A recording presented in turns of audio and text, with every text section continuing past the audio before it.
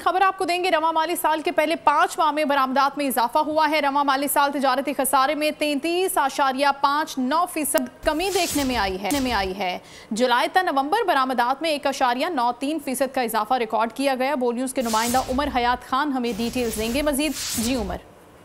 जी बिल्कुल, इदारा शुमारियात ने जो बैरूनी तिजारत के अदाद शुमार जारी किए हैं उसके मुताबिक रवा माली साल के पहले 5 माह में पाकिस्तानी बरामदात में इजाफा रिकॉर्ड किया गया है और रवा माली साल के 5 माह में तिजारती खसारे में भी 33.59% की कमी हुई है। जुलाई से नवंबर जो है वो मुल्की बरामदात में 1.93% का इजाफा रिकॉर्ड किया गया है और रवा माली साल के 5 माह में 12 अरब 17 करोड़ 20 लाख डॉलर की बरामदात हुई है और गुज़िश्ता माली साल जुलाई से नवंबर 11 अरब 94 करोड़ 20 लाख डॉलर की बरामदात थी और रवा माली साल के 5 माह में बरामदात में 17.32% की कमी हुई है और रवा माली साल अब तक 21 अरब 55 करोड़ डॉलर की जो है वो कुल दरामदात हुई है और गुज़िश्ता माली साल इसी अरसे में 26 अरब डॉलर से ज्यादा की दरामदात हुई थी। जी बहुत शुक्रिया आपका उमर हयात खान।